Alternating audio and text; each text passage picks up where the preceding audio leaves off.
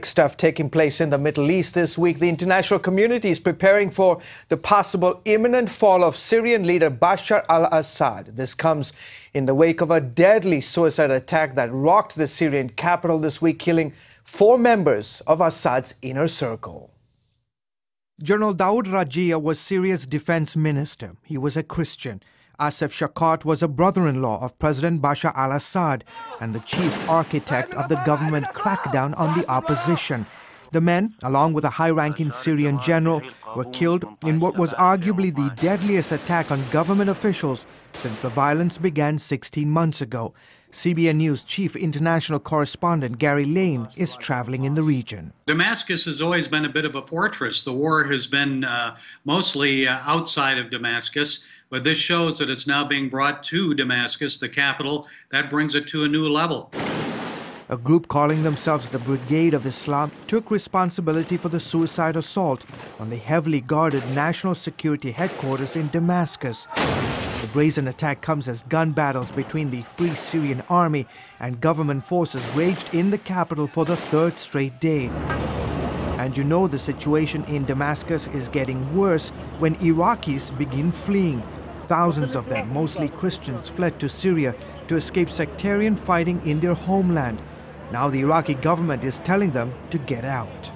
We came back from Syria because the security situation is getting worse. I was worried about the security of my family. But coming home to Iraq isn't a safe bet either. Shiites and Sunnis are still bombing one another and fighting there. So where can these Iraqi Christians go? And while the Iraqis flee for their lives, foreign fighters are moving into the country practically every day to fight the Syrian army.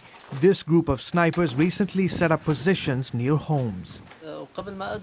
There are 10 other existing cells that will be joining this cell. We founded this cell to support the youth fighters and to feel their pain and to experience what they are experiencing on the ground and to help with the operations. Some 16,000 people have died since the uprising began in March 2011. The so-called Arab Spring uprisings have made life even more difficult for Christians in the Middle East.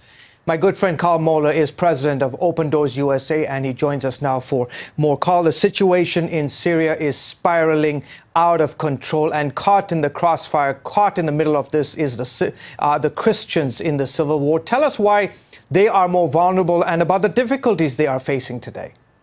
Right. Well, over the past decades, the Christians have been allied, more or less protected with, if you will, the regime. And as the rebels grow stronger and as the regime gets more and more desperate to hold on, Christians are literally caught in the middle, and they're suffering greatly. I want to read something from a Christian blogger in the Middle East that I read this week about Syria. He says the following, quote, "You can choose between secular tyranny or Islamic tyranny. There is no third choice." Is that an accurate statement, and what does that mean then for Christians? Yeah, that is accurate, and it means that there's increasingly less protection. As the regime crumbles, the Christians are more vulnerable than ever to the extremists as they move in the rebel form to take over the government.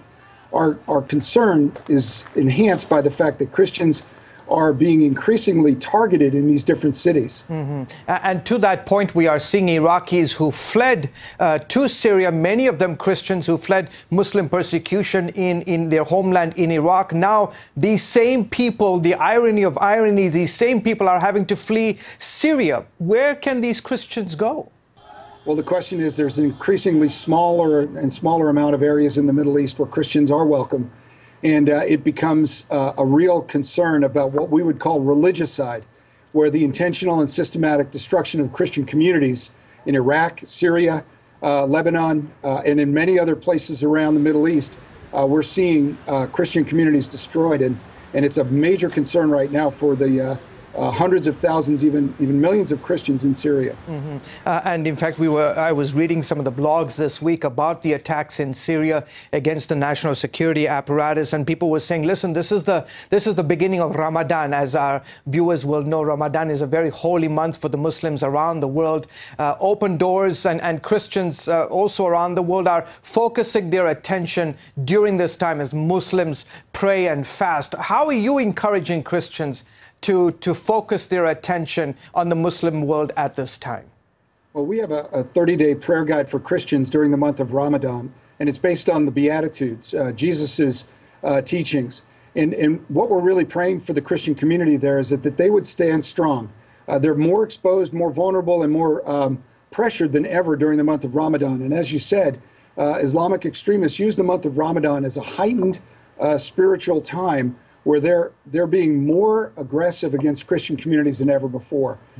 This is something we need to stand with the church, and you know, we're asking the church to pray during the month of Ramadan for the Christians in the Middle East. And as we often on this show focus on the Christians in the Middle East, the reality is that now we are seeing Muslim on Muslim violence, and so we do also want to remember not just the Christians but the Muslims, the innocent Muslims who get caught also as well in the crossfire. Carl Moll of Open Doors, thank you so much for joining us on the broadcast this week.